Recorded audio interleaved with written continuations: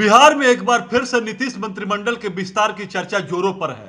राजनीतिक पंडित मानते हैं कि खरवास के बाद नीतीश मंत्रिमंडल का विस्तार संभव है। मंत्रिमंडल में कार्तिकेय सिंह, सुधाकर सिंह जैसे मंत्रियों के इस्तीफे के बाद कयास लगाया जा रहा था कि नीतीश मंत्रिमंडल का विस्तार आगे संभव है। हालांकि कुछ एक कारण से अभी तक मंत्रिमंडल का विस्तार नहीं हो पाया है, लेकिन यह चर्चा जोरों पर है कि कैबिनेट का विस्तार खरवास के बाद शुभ घड़ी में हो सकता है। मंत्रिमंडल विस्तार में जिन नामों की चर्चा जोरों पर है, उनमें मोकामा से बाहुबली पूर्व विधायक अनंत सिंह की पत्नी और राजद विधायक नीलम सिंह का नाम सबसे ऊपर है। नीलम सिंह हाल ही में मोकामा विधानसभा चुनाव में जीत हासिल कर विधायक बनी है। कार्तिकेय सिंह के मंत्रिमंडल से इस्तीफा के बाद भूमिहार जाति से सबसे ऊपर नीलम सिंह का नाम है। सूत्रों के अनुसार तेजस्वी यादव ने भी नीलम सिंह के नाम पर हरी झंडी दे दी है। इसके अलावा जो दूसरा नाम है वह है सुनील सिंह।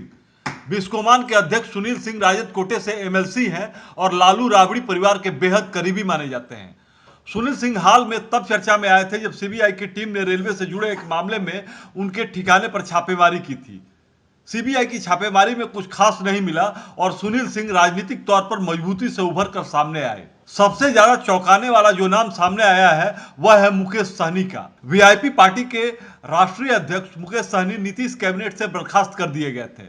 उस समय उनकी भाजपा से राजनीतिक दुश्मनी चल रही थी, लेकिन हालिया विधानसभा चुनाव में जिस तरीके से मुकेश सहनी ने अपनी मजबूती दिखाई है, वैसे में महागठबंधन उनको अपनी तरफ शामिल करने के लिए भरसक कोशिश कर रहा है और यही कारण है कि मुकेश सहनी गठबंधन का हिस्सा बन सकते हैं। हालांकि मंत्री पद की बात छोड़ दें तो अंदरूनी सूत्रों ने दावा किया है कि मुकेश सहनी भाजपा के साथ जाना अपने राजनीतिक फायदे के लिए ज्यादा जरूरी समझ रहे हैं। इसलिए मंत्रिमंडल विस्तार की बात को कितना स्वीकार करेंगे ये आने वाले वक्त में पता चलेगा। लेकिन फिलहाल बिहार में कैबिनेट विस्तार की चर्चा जोरों पर होने के कारण राजनीतिक सरगर्मी बढ़ी हुई दिखाई दे रही है।